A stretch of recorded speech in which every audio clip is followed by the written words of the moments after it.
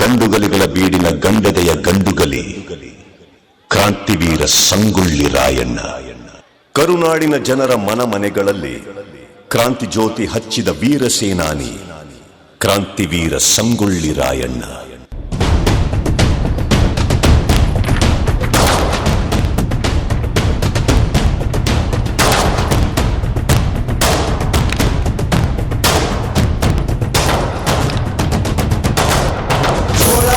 ಎತ್ತಿದಾಗ ಚೇರಾಗಡಿ ಮುತ್ತಿದಾಗ ಕುಂದ ಕನ್ನಡದ ಕಪ್ಪು ಮಣ್ಣಿನವನು.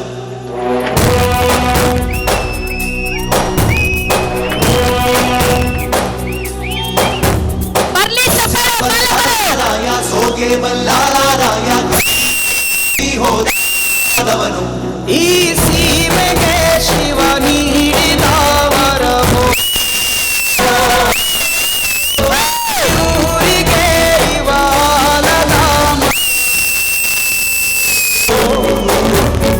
ಸುತ್ತಿನ ಕಾಟೆ ಗಸ್ತಿಗೆ ನಿಂತ ಗರಡಿ ಮನೆ ನಾಯಕ. 6,000 ದಂಡು ಬಂದರು ಬಿಡನು ಕಾವಲಿನ ಕಾಯಕ.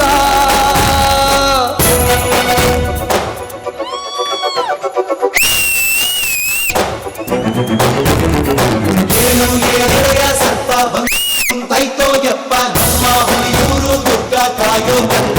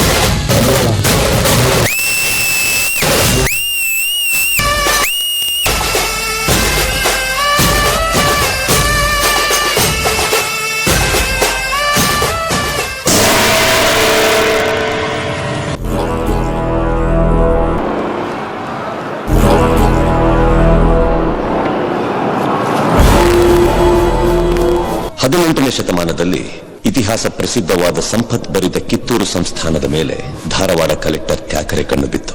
ಅಂತಹ ಕಾಲಘಟ್ಟದಲ್ಲಿ ಗುಡ್ ಮಾರ್ನಿಂಗ್ ರಾಣಿ ಸಾಹೇಬ್. ಕುಳಿತುಕೊಳ್ಳಿ.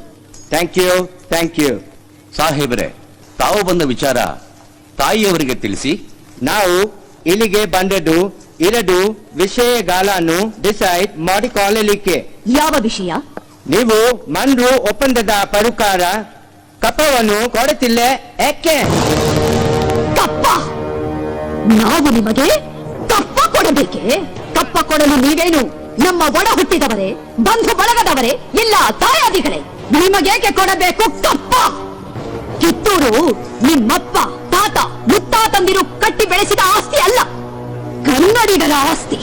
ಹೀಗಿರುವಾಗ ನಿಮಗೇಕೆ ಕೊಡಬೇಕು ಕಪ್ಪ? ರಾಣಿ ಸಾಹೇಬ್, ಅಂದು ಕಪ್ಪ ಕೊಡುತ್ತುವೆಂದು ಒಪ್ಪಂದ ಮಾಡಿಕೊಂಡವರು ನೀವೇ. ಇಂದು ಕಪ್ಪ ಕೊಡುವುದಿಲ್ಲವೆಂದು ಹೇಳುವವರು ನೀವೇ. ಇದು ಸರಿಯಲ್ಲ. ರಾಣಿ ಸಾಹೇಬ್, ನೀವು ಕಂಪನಿ ಸರ್ಕಾರದ ಕತ್ತಲೆಯನ್ನು ದಿಗಸುತ್ತಿದ್ದೀರಿ, ದಿಗ ತಪ್ಪ ಹೋಗುತ್ತೀರಿ. ಎಚ್ಚರ. ಸ್ಥಾನಕ್ಕೆ ಬಂದು ಎಚ್ಚರ ನೀಡೋಷ್ಟು ಸೊಕ್ಕೇನಾ ನಿನ್ಗ? ಇಲ್ಲಿ ಕಟ್ಟಳೆ ಮಾಡೋ ಅಧಿಕಾರದ್ದು ನಮಗ, ನಿಮಗಲ್ಲ. ರಾಯಣ್ಣ, ನೀನು ಬಾಗಿಲು ಕಾಯಿಸಿಪಾಯಿ. ನಿನ್ನ ಜೊತೆ ಮಾತನಾಡು ನಾನು ಬಂದಿಲ್ಲ.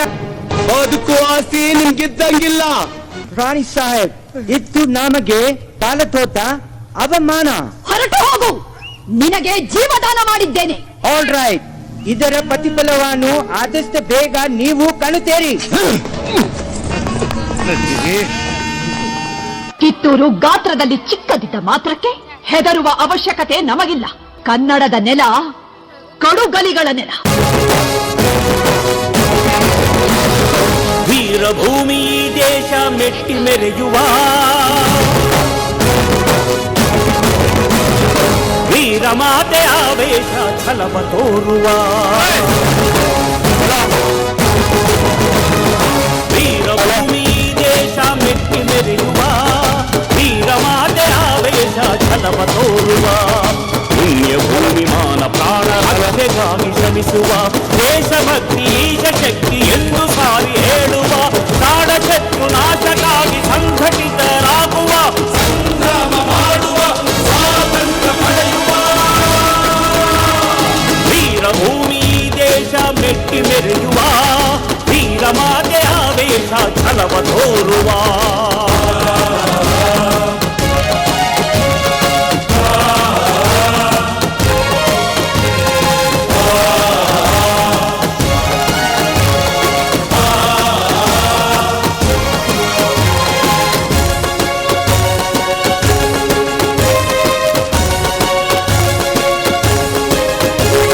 ಗುಲಾಮಗಿರಿ ಬದುಕಿಗೆ ತಿಲಾಂಜಲಿಯನ್ನಿಟ್ಟು ಸಲಾಮು ಬಯಸುವ ಕೆಂಪು ಕೋಟಿಗಳ ಕುಡಿಯುವ ಕಟ್ಟೋದು ಚಿಂತೆ ಮಾಡಕ್ಕಿಲ್ಲ.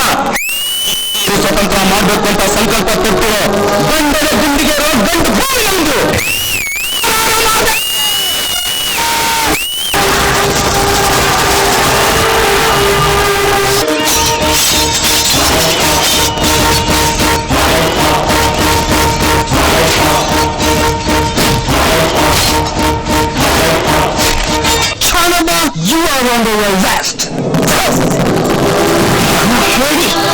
ಇದೊಂದು ಹೆಣ್ಣನ್ನು ರಣನೀತಿಯಿಂದ ಗೆಲ್ಲಲಾಗದೆ ವಂಚನೆಯಿಂದ ಬಂಧಿಸಲು ಬಂದಿರುವೆಯ ಕುರಂಗಿ ನಾಯಿ!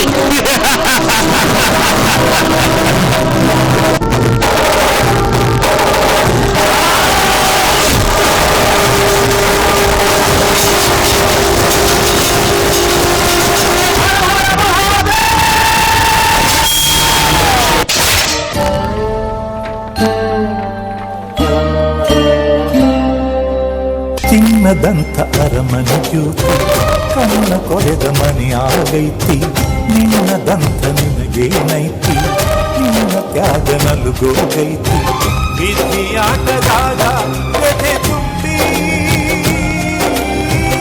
ಓ ರಾಯ ಕಥೆಯಾದಯಾವೋ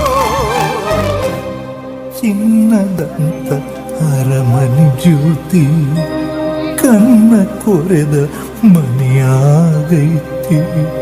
ಈ ಅಪರಾಧಗಳಿಗೆಲ್ಲ ಮುಖ್ಯ ಕಾರಣಕರ್ತನಾದ ರಾಯಣ್ಣನನ್ನು ರಾಜದ್ರೋಹಿ ದಂಗೆಕೋರ ಅಪರಾಧಿ ಎಂದು ಪರಿಗಣಿಸಿ 26/1/1831 ಗಲ್ಲು ಶಿಕ್ಷೆಗೆ ಗುರಿ ಮಾಡಬೇಕೆಂದು ನ್ಯಾಯಾಲಯವು ಆಜ್ಞೆ ಮಾಡುತ್ತಿದೆ. ಕಾರಣ ನಿನ್ನ ದೇಶಭಕ್ತಿಗೆ ನಾನು ತಲೆಬಾಗುತ್ತೇನೆ. ನಿನ್ನ ಕೊನೆಯ ಆಸೆ ಏನು? ಸಾಹೇಬ್ರ, ನನ್ನ ದೇಶ ಬಾಂಧವಾಗ ನಾ ಕೊನೆ ಸಂದೇಶ ಇರಬೇಕು. ಓಕೆ ದೇಶಭಕ್ತರ, ಇಲ್ಲಿ ಮಠ ಆಗಿದ್ದಾತು. ನೀನು ಮುಂದಾದ್ರು ನೀವೆಲ್ಲರೂ ಒಂದಾಗ್ರಿ. ಇಲ್ಲ ಅಂದ್ರ ಮುಂದೆ ನೀವು ನಿಮ್ಮೆತ್ತವರು ಒಡ ಹುಟ್ಟಿದವರು ಮಕ್ಕಳು ಮರಿ ಸಾಯ ಮಠ ಪರಿಕಿರ ಗುಲಾಮ್ರ ಬದುಕಬೇಕಾಗೈತಿ. ಈ ಸೀಮೆ ನೆಲ ಜಲ ನಮ್ದು. ನೀನು ಚತ್ತ ಮೇಲೆ ಕಿಚು ಸ್ವಾತಂತ್ರ್ಯವಾಗಲು ಸಾಧ್ಯವೇ ಇಲ್ಲ. ಮುಚ್ಚೋ ಬಾಯಿ. ಇವತ್ತು ಒಬ್ಬ ರಾಯ ಸತ್ರ ಮುಗಿತು ಅಂತ ತಿಳಿಬೇರು ಅರಿವುಗೇಡಿ. ಮುಂದೆ ಈ ದೇಶದಾಗ ಮನಿಗೂ ದೇಶಾಭಿಮಾನಿ ಮಕ್ಕಳು ಇರ್ತಾರ. ನಿಮ್ಮನ್ನ ಬೆನ್ನಟ್ಟಿ ಹುಚ್ಚು ನಾಯಿ ಬರ್ದಂಗ ಬರೀತಾರ. ಆಗ ನಟ್ಟ ನಡು ರಾತ್ರಿ ಆಗ ನಮ್ಮ ದೇಶ ಬಿಟ್ಟು ಕೈರಂಗ ಓಡೋಗೋ ಪ್ರಸಂಗ ಬಂದೇ ಬರ್ತೈತಿ. ಭರತ ಭೂಮಿ ಸ್ವತಂತ್ರ ಆಗ್ತೈತಿ. ಕರಿನಾಡು ಸ್ವರಾಜ್ಯದ ಬೀಡಾಗ್ತೈತಿ. ಅಲ್ಲಿ ಮಠ ನನ್ನ ಆತ್ಮ ಮನಿಲೂ ಕ್ರಾಂತಿ ಜ್ಯೋತಿ ಹಚ್ಚೈತಿ. ಜ್ಯೋತಿ ಹರ ಹರ ಮಹಾದೇವ್.